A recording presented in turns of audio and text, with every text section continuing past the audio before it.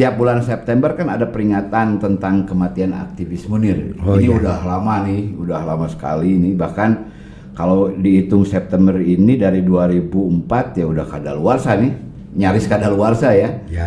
Kasus ini. Nah, kebetulan waktu itu kita punya catatan bahwa Kang Anton adalah ketua tim investigasi kasus Munir. Ya. Kumaha tah Kang waktu salita dongengna Kang? Ya, kalau saya dari konstruksi tindak pidana saja. Saya tidak ikut kepada konstruksi politiknya. Iya, meskipun kasus ini memang kental politiknya ya. Katanya kental politiknya. Intinya dari Cak Munir ini sendiri ada seorang aktivis dari Indonesia yang memang dibunuh, sengaja dieksekusi dengan racun, dengan racun, di mana racun itu bukan sianida, racun namanya itu saya lupa lagi karena ini mendadak.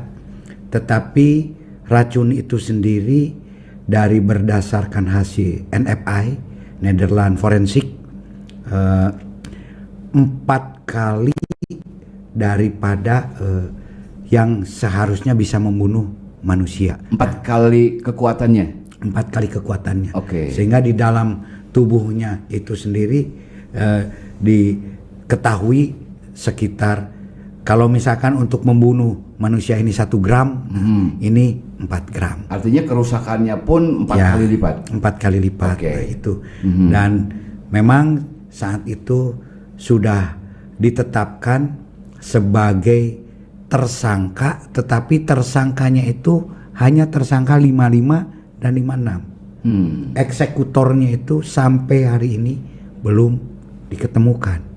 Karena ketika itu mungkin, mohon maaf, almarhum Polikarpus itu hanya sebagai koordinator lapangan.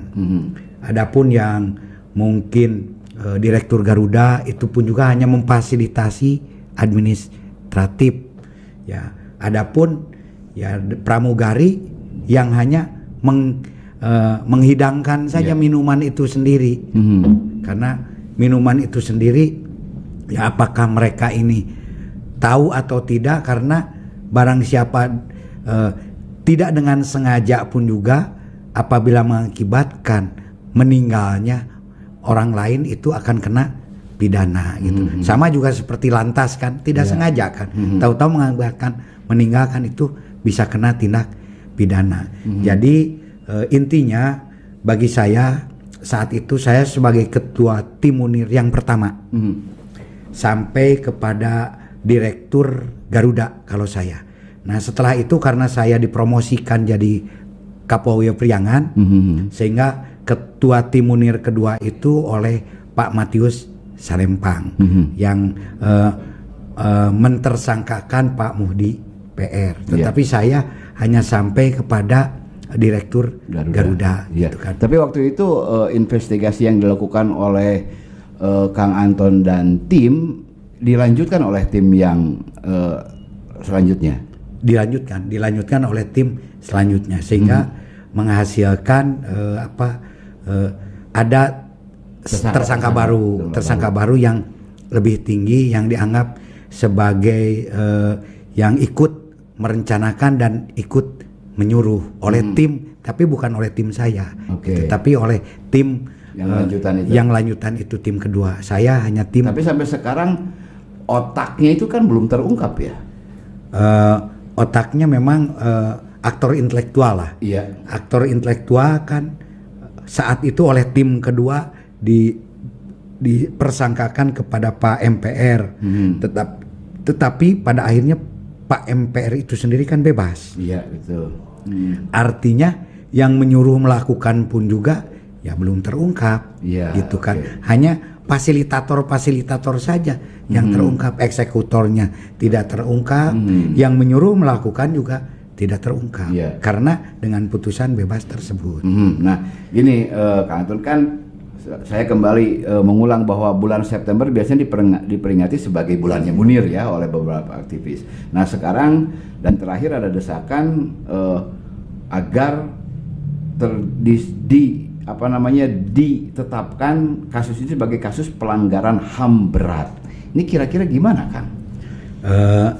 Boleh-boleh saja diusulkan, namun salah satu kriteria kasus HAM berat itu kan ada syarat-syaratnya. Apakah sudah memenuhi syarat atau tidak? Ya salah satunya misalkan genosid. Nah kemudian ada hal-hal lain yang memang harus dipersyaratkan. Nah apakah hal ini sudah memenuhi syarat atau bukan? Nah perlu kita pertimbangkan kembali. Apakah hanya dilihat dari hanya gara-gara satu korban saja kemudian itu tidak masuk pelanggaran HAM berat atau seperti apa?